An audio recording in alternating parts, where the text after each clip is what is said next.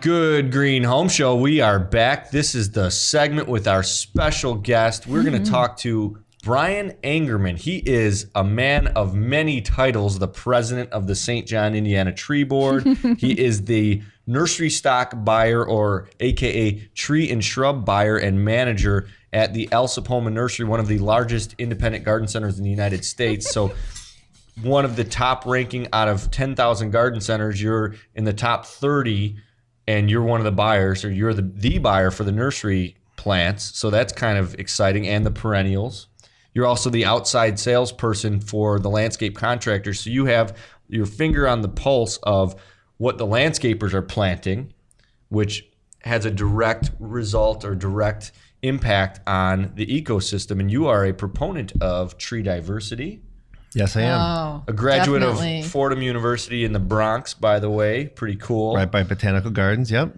And you're an average fantasy football player, I must say. Average. You're just Ouch. kind of average at fantasy football. You know, the tree diversity thing is what I'm all about, because our cities have been devastated. You know, back many years ago, before my time, all the cities were devastated because of The Dutch elm disease. the Dutch elm tree, the elm trees, and now it's EAB. What is EAB, Bryon? Emerald ash borer. It's instead of a disease that attacked the elm trees, which was if you want to call it a mechanically born type of a fungus, so to speak.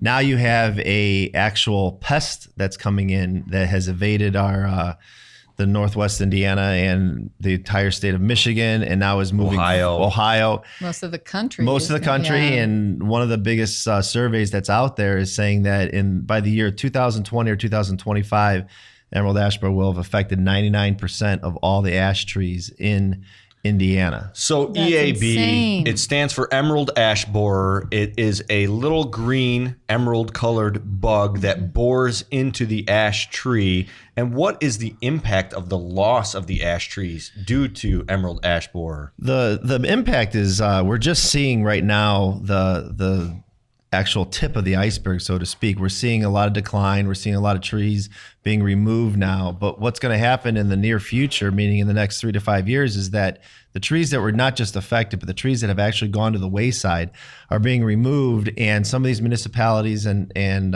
communities have not had a plan in effect to replace these. And when you remove this amount of green canopy from the area, you increase the amount of watershed, you increase the amount of stormwater that goes back down into your drains, you increase the less of the fertility of the soil, because now all the chemicals that these trees were uptaking are now releasing them back into your streets and your sewers. So we have an impact on water. We have Heat. a heat. You know, the heat island effect on the major cities. If all the trees Huge. are gone, ba-boom. Yeah. Huge. The amount of trees that are right now being removed, if we replace 1 2-inch tree from the 15 or 18 or 24-inch diameter tree, it takes almost 5 of those trees to replace 1 of the mature ash trees with the canopy. With that being Wow. said, the increased CO2, the carbon dioxide that's out there, the decrease in property values, decrease in municipality values, poor water quality and excessive runoff has had a huge impact, and it's just going to keep getting worse if we're not going to be proactive in our ability to combat this. So the answer is diversity. Tree diversity is going to prevent, if we go back and look at they say the last ice age was so many years ago. Well, the last time we had a really major tree impact was your elm trees. And what did they do to combat that? They diversified and they made 8 different varieties, and still making 8 different varieties. And they started planting ash trees. Exactly. Exactly. Well, not only that, with the elms, they created all these new elms, and no one really wanted them because they have a smaller leaf. They're not as the canopies aren't extremely attractive. It's a great tree, don't get me wrong. But they're fearful. Exactly. And then being that baseball's our American pastime, the ash tree is the big component of baseball bats. Louisville Slugger. Louisville Slugger. So, Bryon, I go out to Ohio every year, and when I drive through from heading east, I notice a lot, just the last few years especially, a lot of dead trees. Exactly. And those are ash trees, and it's not just ash trees that people planted, there are native ash. They've spread throughout the forests in the Midwest. And I read somewhere a study that hospitals were seeing increased levels of respiratory diseases and other oxygen depletion and CO2 increase related issues. Yeah. Yes, and that's a great and valid point. Impacting the health. They've had a huge impact on the physical features of the human being. This fact that they're not in an environment that has the high oxygen levels. Besides the fact that the oxygen levels, it helps clean the air besides just CO2, but all the pollutants. But the other fact that they're really seeing now is that the mental aspect and the overall well-being of the human being that has a lot of ash trees or trees planted in the community, they become almost safer. They feel more well rested. They have a better ambiance about them. And now filtering the toxins out of the air. And they're seeing that people smile more and are in a better state of mind and a better attitude when they have trees planted. Well, we're out of time. Bryon Angerman, St. John, Indiana Tree Board President, Alsip Nursery Tree and Shrub Buyer, Tree Steward, mediocre fantasy football player. Tree dude. Just call him a tree dude. You're a guy. Tree dude. And I appreciate you guys having me on. Yeah. And like I said, I'm more than willing to help the public out there. So feel free to email us, check us out on the website, and happy planting come spring. Yay. We've got a lot more great information coming up on the Good Green Home Show. But for now, we have to pay some bills. It's commercial time.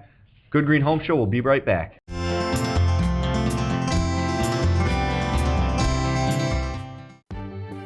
Want to stop garden insects before they become a problem? Bonide All Seasons Horticultural Spray is your answer and will stop your garden insects before they hatch. Early spraying smothers most insect eggs left behind by last year's plant-destroying insects. Bonide's All Season Horticultural Spray Oil will destroy insect eggs in early spring and, if used throughout the season, will control all stages of insects.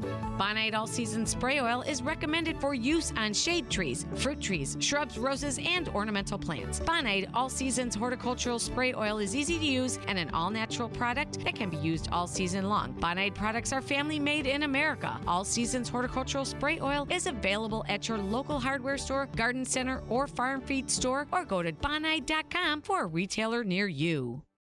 Alsip Home and Nursery's trained staff of certified horticulturists and organic gardening gurus are the local experts for promoting sustainable, healthy living throughout the community. Our green team can turn even the most inexperienced gardener's thumb green. Alsip Home and Nursery features Chicagoland and Northwest Indiana's largest selection of plants and organic gardening supplies. Look no further than Alsip Home and Nursery's green team.